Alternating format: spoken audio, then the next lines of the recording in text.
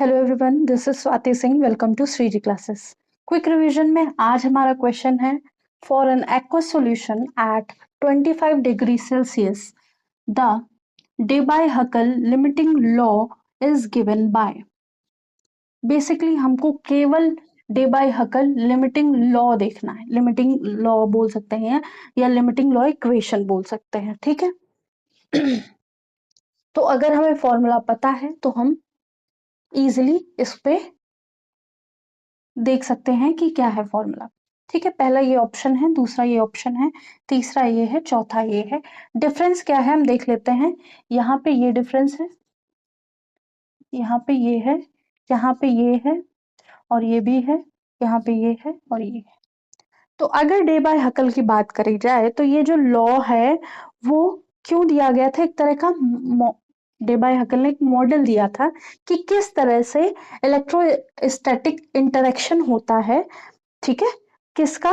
Ions का, real ions का आपस में कैसे इंटरेक्शन होता है और वो कैसे आइडियल बिहेवियर से डेविएट कर जाते हैं। जैसे हमारा आइडियल गैस बिहेव करता है, आइडियल गैस जिस तरह से बिहेव करता है, और अगर हम रियल गैस की बात करें या रियल, यहाँ पे आइडियल सॉल्यूशन की एक तरह से, क्योंकि आयंस की बात हो रही थी, तो आयनिक सॉल्यूशन जो था वो आइडियल सॉल्यूशन से डेविएट होके रियल सॉल्यूशन में कैसे डेविएशन हमें देखने को मिलेगा। ठीक है, तो जब हमारे हमने आयंस का आपस में इलेक्ट्रोस्टैटिक इंटरेक्शन देखा रियल लाइफ में, ठीक है, उसको हमने ऑब्जर्व किया, हमने नहीं, डे बाय हकल ने ऑब्जर्व किया, तो उन्होंने देखा कि किस तरह से ये अपने जो इनका मूल बिहेवियर हम लोगों ने आइडियल सोचा था उससे चेंज हो गया है। ठीक है, जैसे जब कोई किसी भी पॉलिटिकल पार्टी जब तक जीतती नहीं है, वो हमेशा आइडियल शो करती कि हम ये करेंगे, हम इनसे अच्छे हैं, हम उनसे अच्छे हैं, हम ये कर रहे हैं, हम वो कर रहे हैं, हमने चांद तोड़ दिए, हमने तारे बिखेर दिए जमीन पे, ऐसी कहानियां सुनाती है। ठीक है, मनगढ़ंत कहानियां सुनाती है कि हमको इतना ऐसा एनवायरनमेंट दोगे, हमको इतना वोट दोगे, हमको इतना समर्थन दोगे तो हम बहुत अच्छा आइडियल बिहेव करेंगे, हम हर चीज आइडियल बना देंगे, हम हर चीज परफेक्ट बना देंगे। और जैसे ही वो कोई एक रेपुटेटेड पोजीशन पे पहुंचते हैं, ठीक है, कोई भी हो, चाहे वो कोई भी सरकारी ऑफिसर हो या फिर कोई भी बहुत अच्छा पॉलिटिशियन हो, बहुत अच्छा एक्टर हो, बहुत अच्छा कोई भी हो, वो एक फील्ड में हो सकता है बहुत अच्छा कर रहा हो, उसको एक एनवायरनमेंट प्रोवाइड किया गया है कि ये इस बॉक्स के अंदर तुमको टहल के दिखाना है, तुमको खेल के दिखाना है, तो वहां वो बहुत अच्छा हो सकता है शो कर रहा हो, तो हमने उसको इस जगह आइडियल मान लिया। लेकिन जब हमने उसी आदमी को ऐसे बॉक्स में रखा तो उसने जैसे यहाँ बिहेव किया था वैसा यहाँ नहीं कर पाया। ठीक है, तो जब वैसे ही आयंस की बात आई, जब आयंस को हमने रियल लाइफ में देखा, एक दूसरे के साथ इंटरेक्ट करते देखा, तो वहां चीजें चेंज हो रही थी। जब वहां चीजें चेंज हो रही थी, इसी तरह जैसे ही पॉलिटिशियन जीत जाते हैं, उनको रियल चीजें देखने को मिलती हैं, तो वो ऐसी चीजों ऐसा कभी कभी बिहेव कर देते हैं कि हमको लगता है कि ये इनको तो हमने ये सब देख के नहीं चुना था, या फिर वो हम जैसा चाहते थे वैसा बिहेव नहीं कर रहे थे। ठीक है, वो आइडियल ना होके रियल बिहेवियर अपना शो करने लगते हैं। तो इसी तरह डे बाय हकल ने एक्सपेरिमेंट किया था, एक तरह का मॉडल बनाया था जहां पे हम कैलकुलेट कर रहे थे मीन आयनिक एक्टिविटी। ठीक है, ये जो वाई या गामा प्लस माइनस है, ये मीन आयनिक एक्टिविटी कोफिशिएंट है। जब हम आइडियल और रियल सॉल्यूशन की बात कर रहे थे जहां पे हमने आयंस को इन्वॉल्व किया था, ठीक है, तो जब बहुत कंसंट्रेशन बहुत लो हो जाएगा तब वो किस तरह से बिहेव करेंगे, तो उसका ये फॉर्मूला है। यहाँ पे Z प्लस और Z माइनस क्या है? आयन का चार्ज है। ठीक है, उस पे कितना चार्ज है, प्लस पे कितना चार्ज है, माइनस पे कितना चार्ज है वो। ठीक है, आयंस पे कितना चार्ज है। I is ionic strength. ठीक है, आयनिक स्ट्रेंथ तो है नहीं यहाँ पे। ठीक है, म्यू म्यू दिया गया है। म्यू क्या है? म्यू एक तरह का हम कह सकते हैं, इसको हम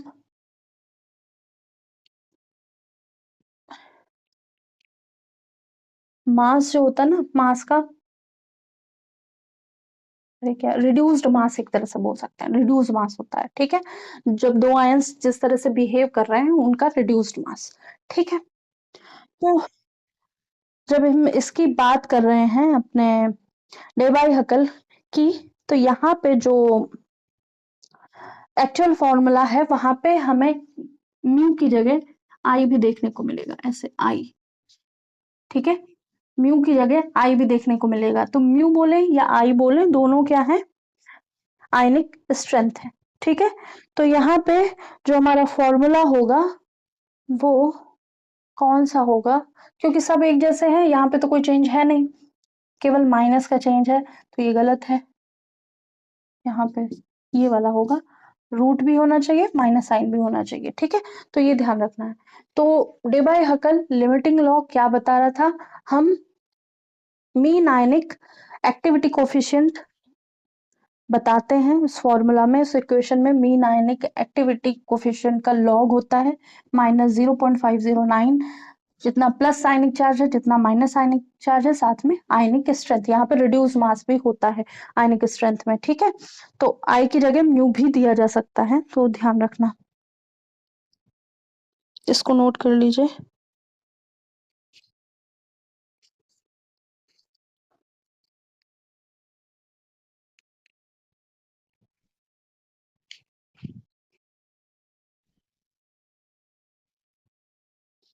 ठीक है, और अगर यहाँ पे ये वैल्यू नहीं दी होगी तो इसकी जगह क्या दिया होगा, ए दिया होगा, ठीक है, क्या दिया होगा, ए दिया होगा, तो हम इसको ऐसे भी लिख सकते हैं, log of activity coefficient is equal to minus a z plus z minus root I, ऐसे भी।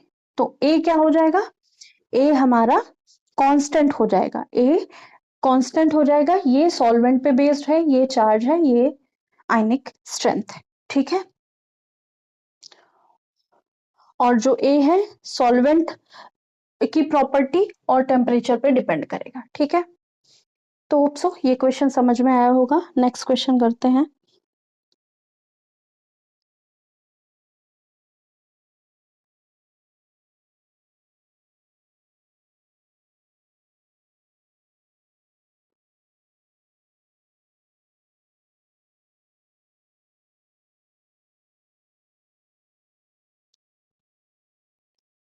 नेक्स्ट जो हमारा क्वेश्चन है वो क्या है, the half life of zero order reaction, reaction हमारी है ए टेंस टू पी और के क्या है, रेट कांस्टेंट है, के क्या है, रेट कांस्टेंट है, ठीक है। तो अगर हम बात करें हमारे फर्स्ट ऑर्डर की, second order, sorry zero order reaction की, रेट कांस्टेंट,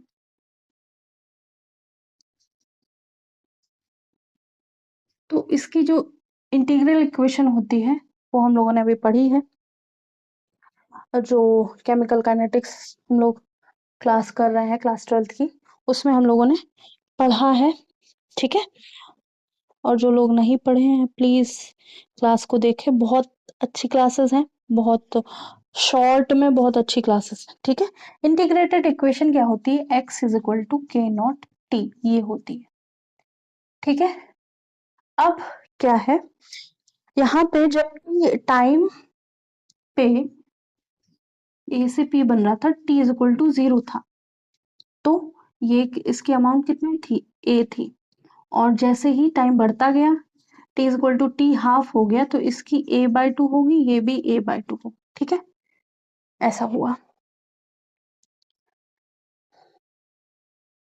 तो अब जो इक्वेशन बन गई वो क्या हो गई,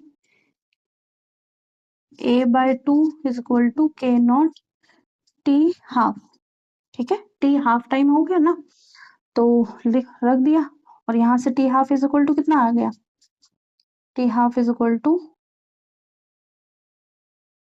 ए बाय 2 के नॉट, और ये क्या है? ये ए नॉट की वैल्यू है। ये क्या है? ए नॉट। इसको हम लिख सकते हैं ए नॉट बाय 2k। ठीक है, तो क्या आया, क्या कौन सा फॉर्मूला मैच कर रहा है? फर्स्ट वाला। ठीक है, तो फर्स्ट जीरो ऑर्डर रिएक्शन में जो हाफ लाइफ टाइम है वो ए नॉट बाय 2k के बराबर होगी। और यहाँ पे जो टाइम है at any time, initial concentration जो है वो 0 था, और मतलब इनिशियली, और जैसे ही टी हाफ हुआ वो रिड्यूस होके हाफ हो गया। तो उस तरह से हमने सारी वैल्यूज रखी और हमें पता चला कि T half is equal to A upon 2k naught होता है। ठीक है, तो ये रहा आज का सेकंड क्वेश्चन। होप सो दोनों क्वेश्चन समझ में आए होंगे। अगर आप ये डेरिवेशन ऑन द स्पॉट नहीं करना चाहते तो आप रट के रखिए कि कौन सा क्वेश्चन के या कौन से ऑर्डर के कौन कौन सी इक्वेशंस हैं। ठीक है, तो होप सो एक दोनों क्वेश्चन समझ में आए होंगे। दोनों क्वेश्चन नेट जेआरएफ जून 2011 के हैं। ठीक है, दोनों जेआरएफ नेट जेआरएफ जो केमिस्ट्री का होता है में जून 2011 के हैं। तो ऐसे क्वेश्चन क्या आपको लगता है कि अब जेआरएफ में आ रहे हैं? नहीं, अब ऐसे क्वेश्चन नहीं आ रहे हैं। ये क्वेश्चन अब सारे टीजीटी पीजीटी में आते हुए दिख रहे हैं आपको। ठीक है, टीजीटी में बेसिक क्वेश्चन जो बिल्कुल बेस से रिलेटेड है, पीजीटी में तो बिल्कुल वैसे ही क्वेश्चन हूबहू रख दिए जा रहे हैं। तो आपको हर तरह की जानकारी होनी चाहिए अपने चैप्टर के बारे में, अपने किस तरह के क्वेश्चन आ रहे हैं उसके बारे में। होप सो आज के लिए इतना आपको समझ में आया होगा। आज के लिए इतना ही। लाइक कीजिएगा, सब्सक्राइब कीजिएगा, शेयर कीजिएगा, बताइएगा क्लासेस कैसी लग रही हैं। Thank you.